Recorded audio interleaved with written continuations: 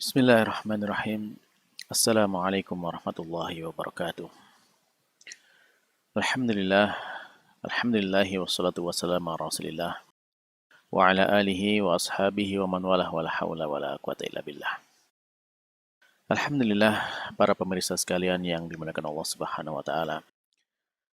Senantiasa kita harus bersyukur kepada Allah Subhanahu wa taala karena Allah Subhanahu wa taala juga senantiasa mencurahkan segala karunia dan nikmatnya kepada kita.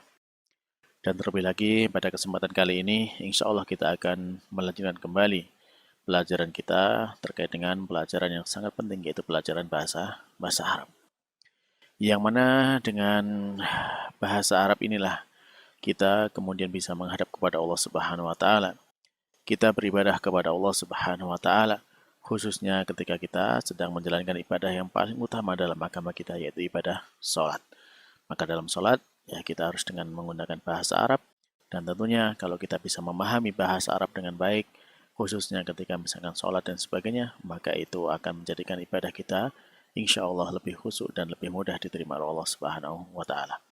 Maka penting sekali untuk kita menata niat dalam belajar bahasa Arab ini supaya Allah memberikan keberkahannya dan kemudahannya untuk kita semuanya. Baiklah para pemirsa yang dimuliakan Allah Subhanahu wa taala, pada kesempatan kali ini kita akan melanjutkan lagi pelajaran kita dan kita masuk kepada pelajaran yang baru sekarang. Ya, yang bawa buku silakan dibuka. Sekarang kita sampai di halaman yang ke-27. Ya, halaman 27 dari kitab Durusul Al-Arabiyyah li Ghairinatika Biha, ya karya Dr. Fi Abdurrahman, terbitan dari Jami'ah Islamiyah Madinah. Baik. Nah, silahkan dibuka itu bukunya halaman 27. Nah, di sana kita akan mendapatkan ada Ad-Darsul Khamis, yaitu pelajaran yang kelima. Nah, berarti kita sudah selesai dari pelajaran keempat dan sekarang kita masuk pelajaran yang kelima. Nah, di awal pelajaran ini kita mendapatkan ada percakapannya di sana, percakapan antara Sa'id, Yasir ya, dan Ali ya dalam percakapan ini. Apa isi percakapannya? Kita baca dulu. Ya, silakan saya bacakan dan nanti silakan diikuti. Baik, kita mulai. Akitabu Muhammadin hadza ya Yasir. Saya ulangi. Akitabu Muhammadin hadza ya Yasir. La, hadza kitabu Hamidin.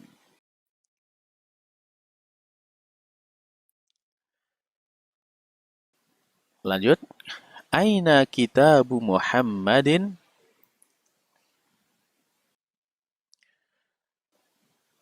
Huwa alal maktabi hunak.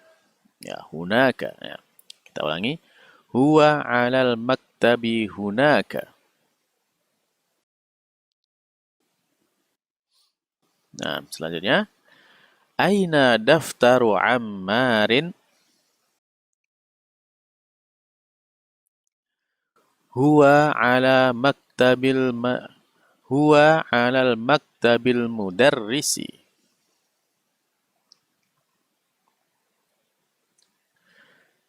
Qalamu man hadha ya Aliyu?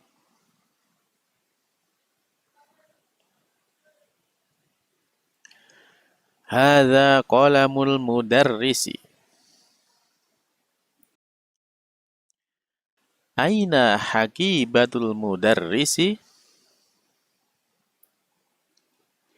Hiya tahtal maktabi. Baik, sekarang kita fahami dari percakapan yang ada dalam pelajaran yang kelima ini, dalam pembukaan pelajaran yang kelima. Baik, kita mulai dari apa yang disampaikan oleh Sa'id.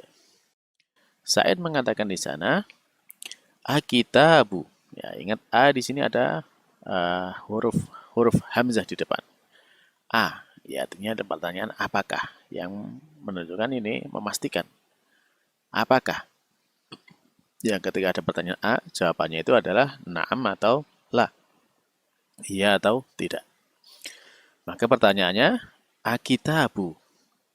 Akitabu Muhammadin. Apakah kitab Muhammad? Ya, apakah kitabnya Muhammad hadza ini? Ya Yasir, wahai Yasir. Nah, ya, wahai Yasir, Yasir. Jadi makna dari pertanyaan pertama ini, percakapan pertama, nah, apakah ini kitabnya Muhammad ya Yasir? Jadi Said bertanya kepada Yasir, apakah ini kitabnya Muhammad? Nah, itu maksudnya dari percakapan yang pertama ini. Tapi bisa dipahami? Nah, coba kita ulangi, saya bacakan dan silakan diikuti. Akitabu Muhammadin hadza ya Yasir?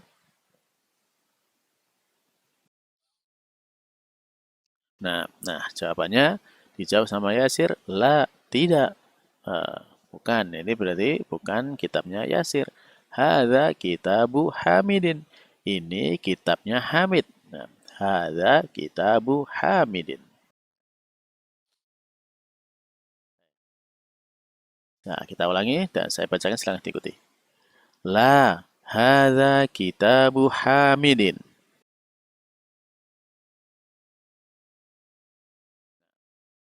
Selanjutnya, aina kitabu Muhammadin? Ya, artinya ada aina, yang mana? Ya, yang mana? Yang mana kitabu Muhammad? Yang mana kitabnya Muhammad? Maka dijawab sama Yasir, huwa alal maktabi hunaka.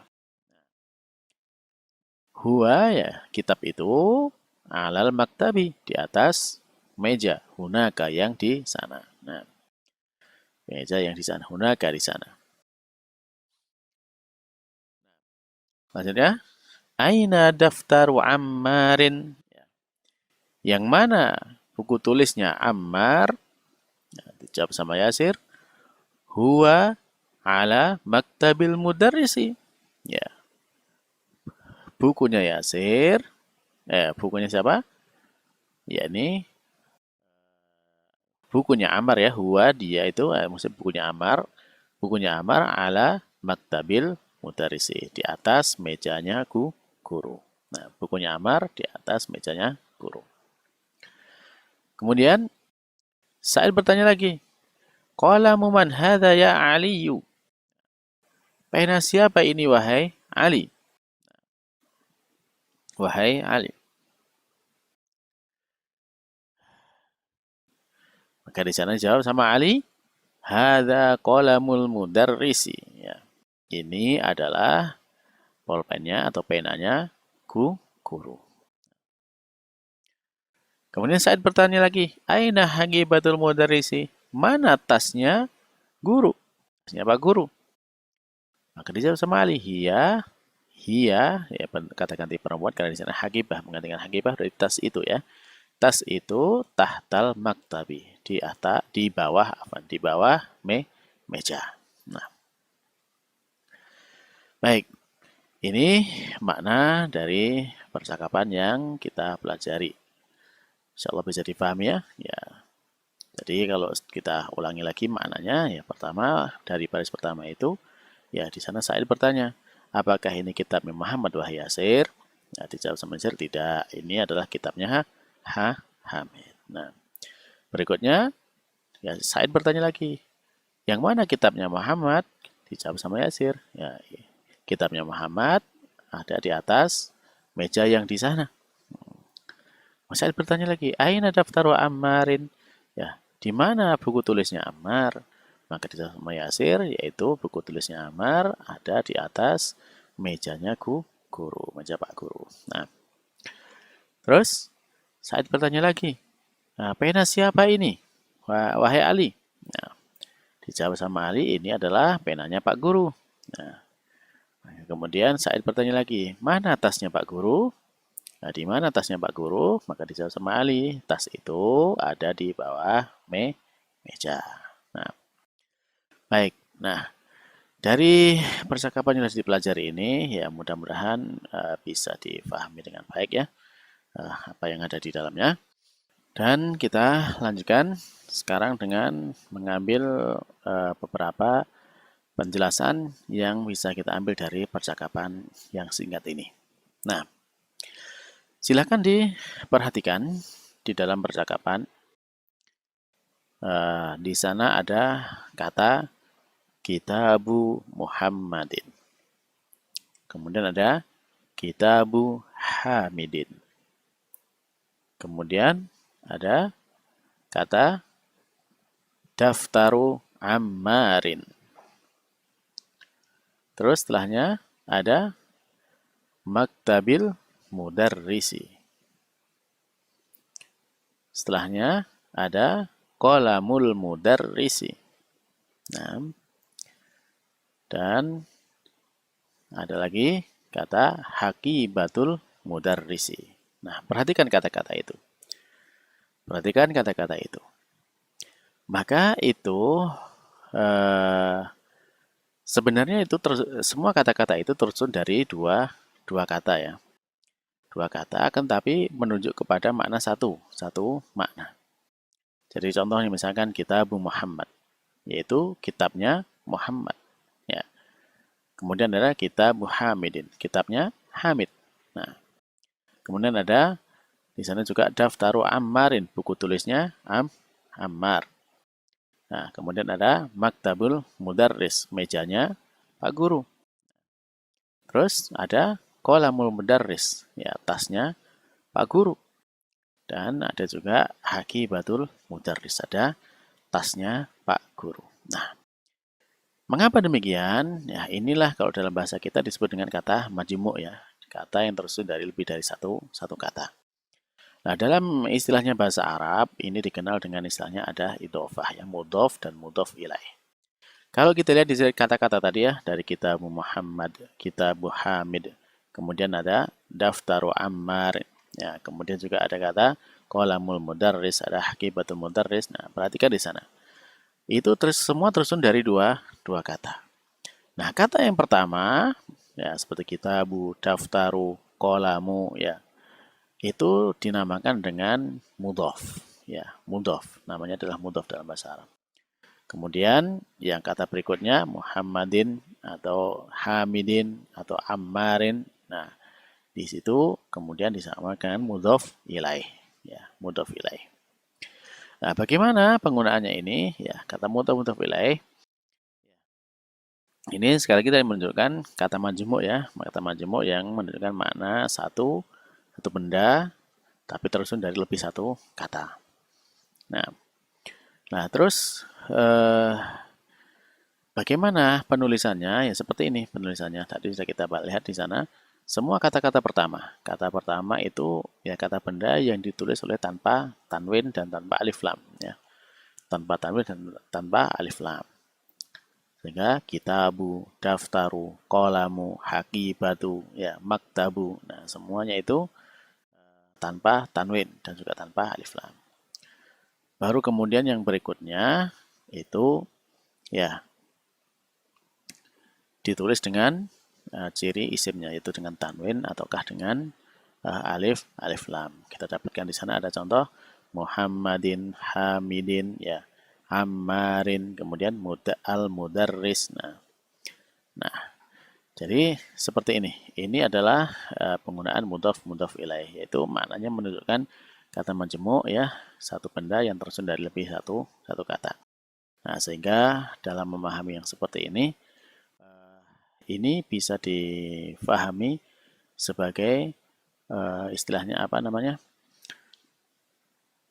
Kata yang mudhof ilaih ini dalam kedudukan dalam bahasa Arab menjadi satu peran, satu kata. Dan harokat yang depannya ya kitabu, kemudian di situ ada daftaru, kemudian ada maktabu. Di sana di baris yang 1 2 3 4 5 6 di baris yang ke-6. Nah, di sana ada kata maktabi ya, maktabil mudarrisi. Maktabil mudarrisi. Nah, ini kemudian juga ada qalamu, hakibatu. Nah, harokat kata yang pertama, yang belakang ini, huruf terakhir dari kata yang belakang ini mengikuti kedudukan dari katanya ya, mengikuti kedudukan secara nahwunya dari kata-kata tersebut. Nah, secara umum kalau tidak ada yang mengubahnya dia berharokat dhammah ya. Kemudian dalam baris yang ke-6 tadi di sana karena di depannya ada kata ala, maka dia menjadi kasroh ya, ala maktabil mudarrisi. Adapun yang kata kedua, maka kata kedua ini semua harokat terakhirnya itu berharokat kasroh ya. Berharokat kasroh secara umum demikian. Jadi kita lihat di situ ada Muhammadin, Hamidin, Ammarin, ya. Kemudian al-mudarrisi, ya. Karena di situ ada alif lam di depan, maka di belakang tidak tanwin. Nah, kemudian ya, sama al-mudarrisi juga kata contoh berikutnya. Nah, di situ. Jadi kata yang kedua yang mudhof ilaih ini harokatnya di belakangnya itu huruf paling belakang harokatnya selalu kasroh, ya, baik tanwin ataupun tidak tanwin. Nah, kecuali nanti ada beberapa kata yang dikecualikan, yang mana itu katanya tidak bisa dikasrohkan. Taib. Nah, maka untuk ini mudah-mudahan ini dulu pelajaran yang kita ambil. Insya Allah nanti kita akan lanjutkan pada latihan berikutnya. Jadi perhatiannya dalam percakapan ini adalah bentuk kata majmu', ya, dalam bahasa Arabnya mudhof dan mudhof ilaih. Baik, nah semoga ini bisa difahami yang singkat ini, dan insya Allah nanti kita lanjutkan pada latihan-latihannya supaya kita lebih paham lagi tentang bagaimana menyusun kata dari mudhof dan mudhof ilaih ini. Akhirnya kita memohon kepada Allah Subhanahu wa taala agar diberikan kemudahan bagi kita semuanya untuk memahami dan mempelajari bahasa Arab ini dengan baik dan benar, sehingga kita menjadi mudah dalam memahami firman Allah Subhanahu wa taala dan sunnah Nabi Muhammad sallallahu alaihi wasallam. Akhirul kalam, kita tutup dengan doa kafaratul majelis. Subhanakallahumma rabbana wa bihamdika asyhadu an la ilaha illa anta astaghfiruka wa atubu ilaik. Wassalamualaikum warahmatullahi wabarakatuh.